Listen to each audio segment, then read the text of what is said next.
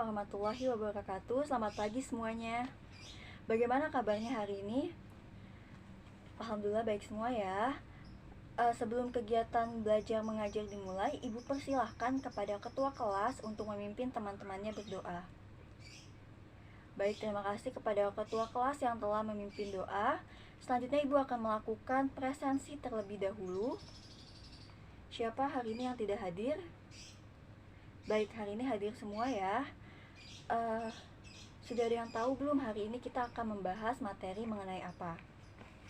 Ya, kita akan membahas materi mengenai bab Islam masuk Istana Raja, khususnya pembahasan mengenai proses islamisasi di Banten beserta peninggalannya. Sebelumnya, Ibu akan membahas mengenai tujuan kegiatan pembelajaran hari ini, yaitu yang pertama, peserta didik mampu menganalisis sejarah proses islamisasi di Banten beserta peninggalannya. Yang kedua, peserta didik mampu berpikir kritis dan dapat menyelesaikan permasalahan yang diberikan oleh guru mengenai proses islamisasi di Banten beserta peninggalannya. Dan yang ketiga yaitu peserta didik mampu memiliki keterampilan berbicara untuk menyatakan pendapatnya mengenai proses islamisasi di Banten beserta peninggalannya.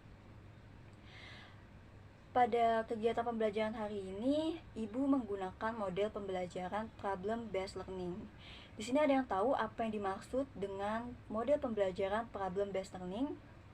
Model pembelajaran problem based learning merupakan model pembelajaran berbasis masalah di mana memiliki ciri utama yaitu adanya permasalahan nyata sebagai konteks peserta didik untuk mampu berpikir kritis, menyelesaikan masalah dan juga memperoleh pengetahuan.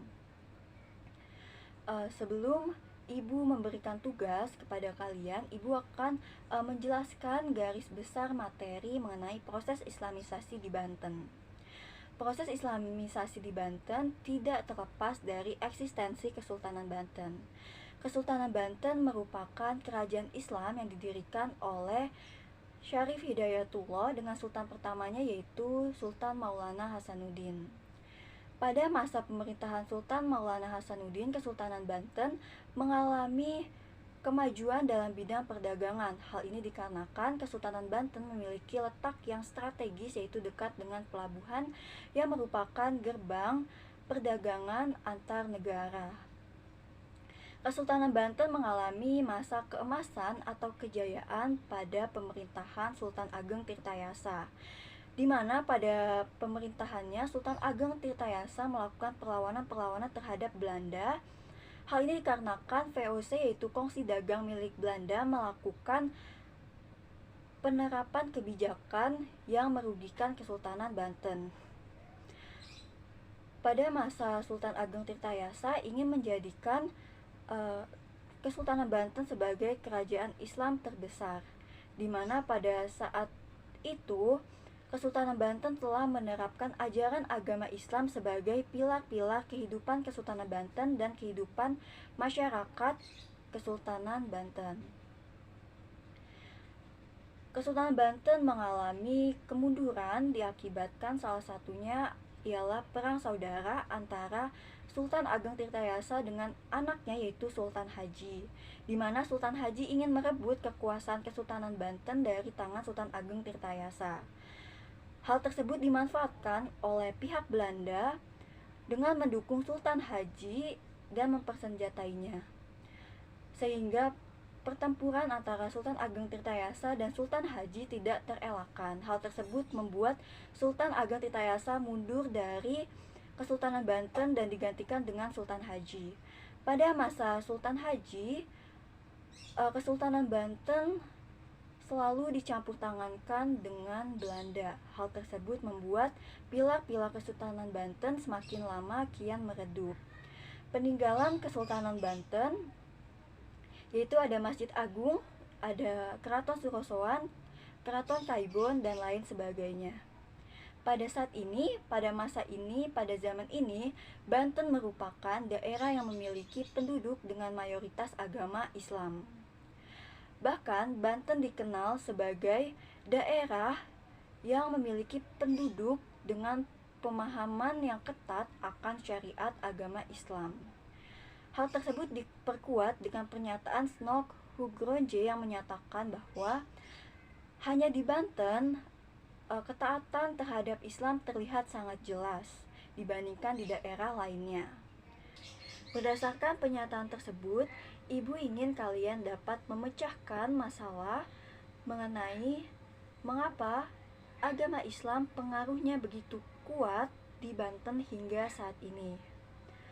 Oleh karena itu, Ibu akan membagi kalian ke dalam 3 kelompok, kemudian melakukan diskusi dan mempresentasikannya.